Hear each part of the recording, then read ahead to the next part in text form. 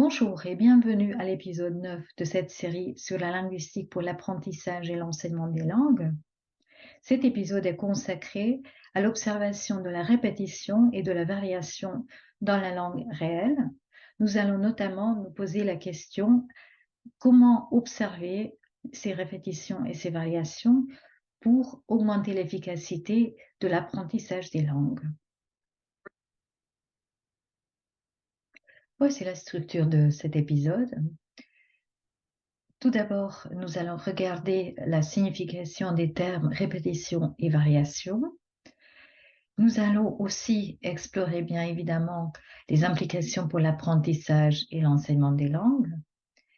Nous allons regarder comment mettre en pratique les implications.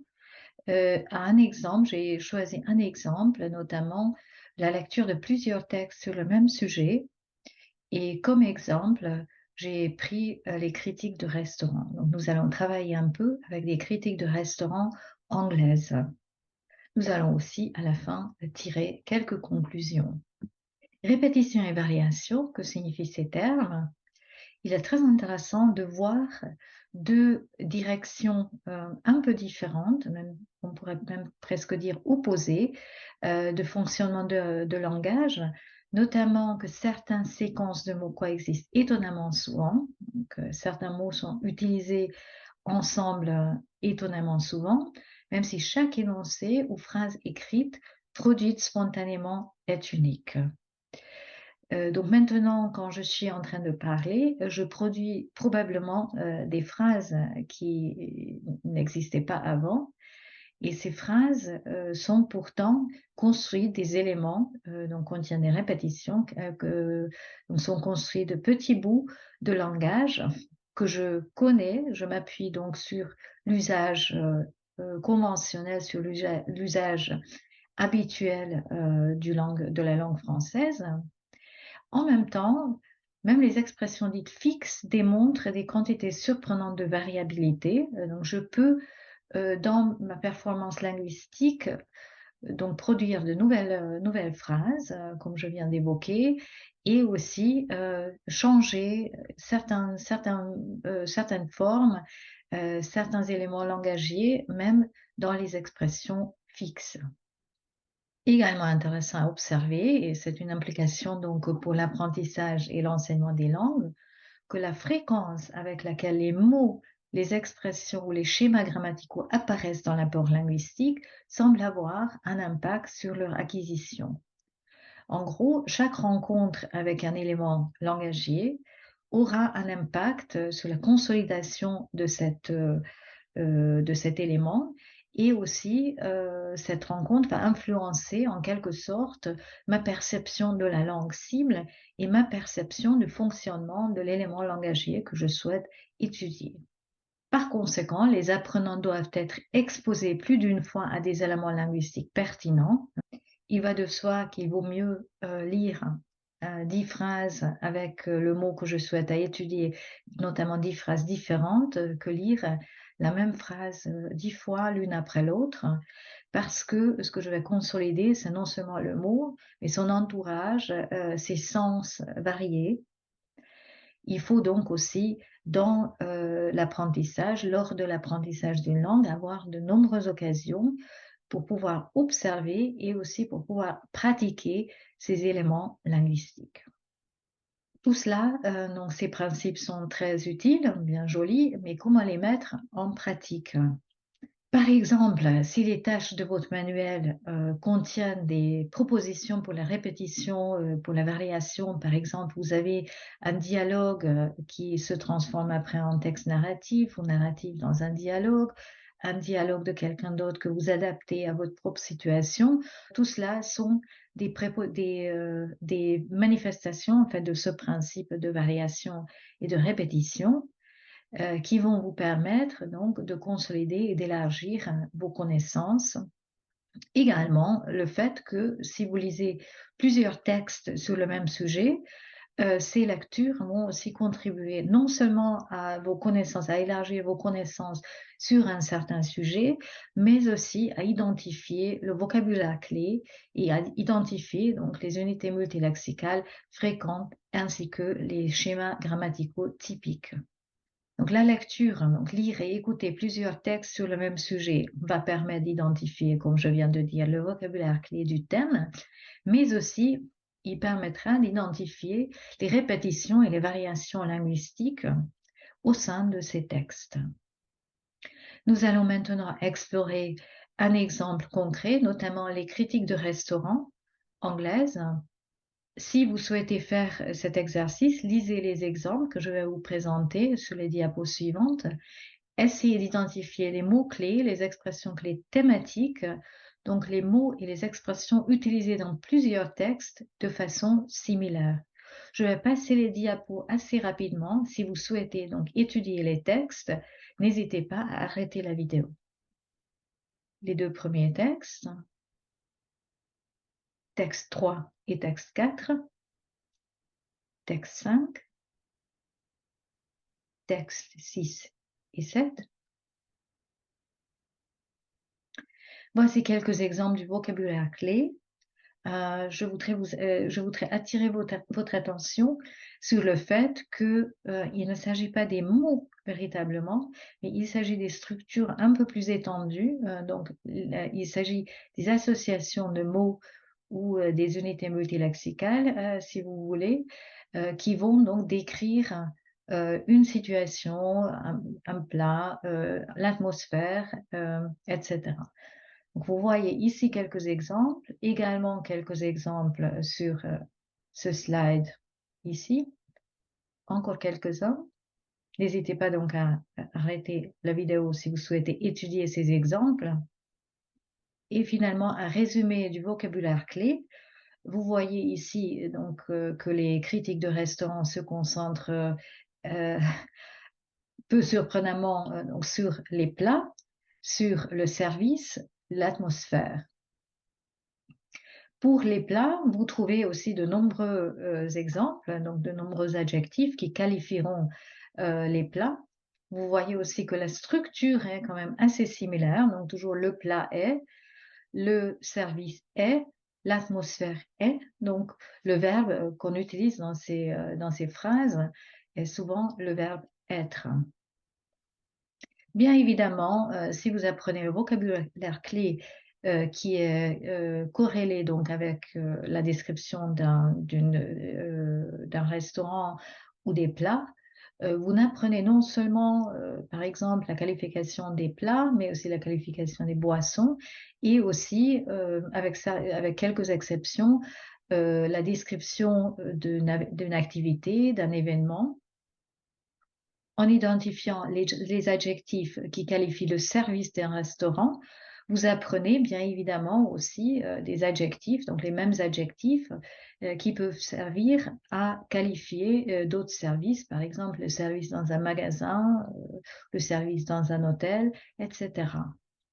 Il s'agit ici du vocabulaire clé thématique, donc si vous voulez du langage transactionnel. Vous pouvez également observer des répétitions et des variations linguistiques concernant les aspects suivants.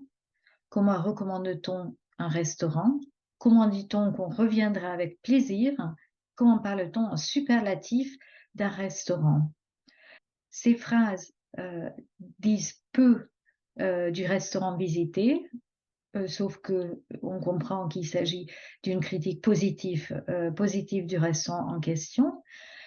Mais ces bouts de langage interactionnel vont vous servir aussi à faire des recommandations ailleurs, à exprimer que vous avez trouvé, par exemple, une soirée agréable, vous revenez avec plaisir, ou voir comment on peut parler de quelque chose, d'un événement, d'une activité, d'un restaurant, d'un hôtel, en superlatif. La recommandation, vous voyez des répétitions et des variations. Would highly recommended this place. Si je continue, I highly recommend them. would recommend to anyone and everyone. Et aussi, pour annoncer que nous allons revenir, il y a également plusieurs possibilités de le dire, toujours une structure un peu similaire, mais ce ne veut pas dire que la phrase sera exactement pareille dans toutes ces critiques de restaurants. N'hésitez pas encore une fois à arrêter la vidéo si vous souhaitez donc étudier ces phrases. Si vous souhaitez parler de quelque chose en superlatif, vous envoyez aussi quelques exemples dans ces textes, notamment l'expression « hands down, it was the best I have ever ». Donc, il y a vraiment une structure plus longue qui se répète. Bien évidemment, encore une fois, ce ne sont pas exactement les mêmes phrases, ce ne sont pas exactement les mêmes éléments langagiers qui sont utilisés, mais il y a une forte ressemblance et la structure, le patron de ces phrases sera très, très similaire. Pour résumer, donc pour les superlatifs, vous voyez « hands down, it was the best I have ever ». Donc, une structure très utile à apprendre. The best I've ever, hands down the best I've ever. Vous voyez, encore une fois, je vous rappelle, répétition et variation. Pour la recommandation, highly recommend, would highly recommend, highly recommend, highly recommended. Encore une fois, un peu les mêmes structures. Le modificateur est toujours highly avec recommend. Si vous souhaitez dire que vous y retournerez avec plaisir, il y a également plusieurs manières de vous exprimer. Would definitely go there many times. Will be coming back for sure.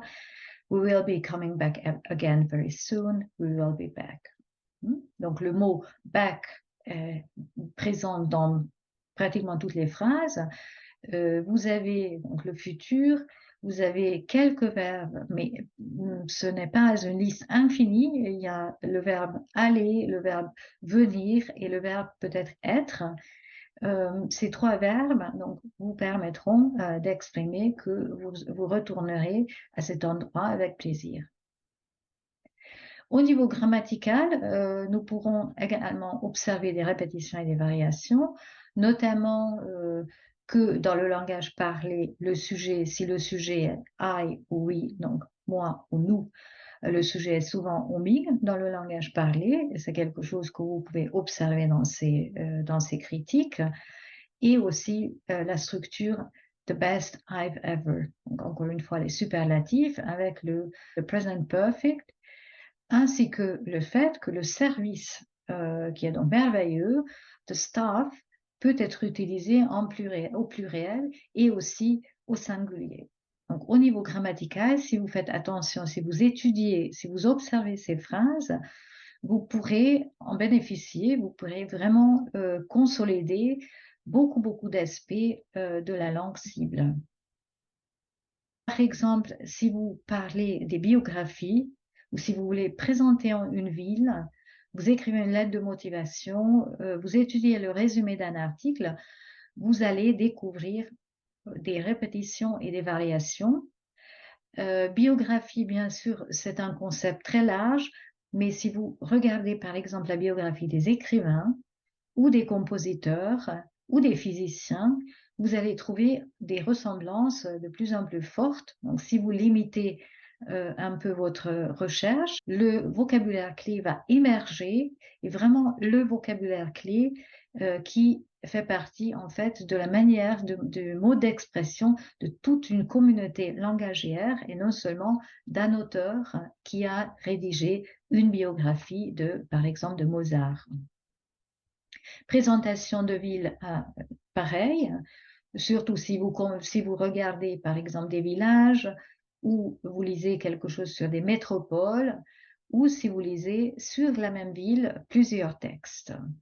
Par exemple, vous apprenez l'allemand et vous allez lire sur la ville de Stuttgart plusieurs textes. Vous allez bien évidemment trouver des répétitions et des variations, non seulement au niveau du contenu, mais aussi au niveau de l'expression langagière. Ce que nous pouvons donc retenir de cet exercice, c'est qu'il est possible d'identifier un usage habituel. Donc, il est possible d'identifier les éléments fréquemment utilisés et apprendre ce que j'appelle ici le langage de tout le monde. Autrement dit, donc, ces choses que tout le monde dit plus ou moins de la même façon, avec plus ou moins les mêmes mots, bref, avec des répétitions et des variations. À travers plusieurs exemples, vous allez aussi connaître les noms et vous pouvez donc respecter ces noms, décider de respecter ces normes ou pas. Et ce qui est très important ici, c'est que vous faites cette décision, vous prenez cette décision par choix et non par ignorance. C'est-à-dire, quand nous apprenons une langue, il nous arrive souvent de nous exprimer d'une façon qui sonne peut-être un peu étrangère, faute de mieux. Je peux choisir de garder mon identité langagière et mon identité en tant qu'un utilisateur compétent de la langue française, mais qui n'est pas une langue maternelle. Donc, je garde certaines caractéristiques, mais ce qui est important, c'est que je le fais consciemment et non parce que je ne sais pas comment m'exprimer autrement. Pour résumer cet épisode, nous pouvons dire que l'intérêt de lire et écouter plusieurs textes sur le même sujet est que cette activité permet d'identifier le vocabulaire clé et les éléments linguistiques typiques appartenant au thème par le biais des répétitions et des variations. Nous avons pris les critiques de restaurants comme exemple et nous avons vu comment plusieurs textes vont nous aider à identifier le vocabulaire clé thématique, donc la critique des plats, la critique du service. Et nous avons également vu d'autres éléments typiques linguistiques, notamment pour la recommandation. Je vous rappelle aussi la remarque de Sinclair, notamment que certaines séquences de mots coexistent étonnamment souvent, même si chaque énoncé ou phrase écrite produite spontanément est unique. Vous avez vu aussi ça à l'exemple des critiques de restaurants. Les variations, donc les expressions dites fixes, démontrent aussi des qualités surprenantes de variabilité. Nous l'avons également observé à l'aide de ces critiques de restaurants.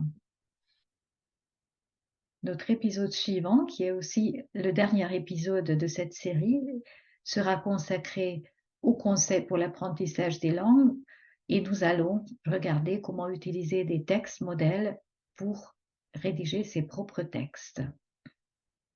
Voici, comme d'habitude, la littérature recommandée sur le sujet que nous avons traité dans ce chapitre. Vous pouvez donc explorer ce sujet si vous souhaitez en détail.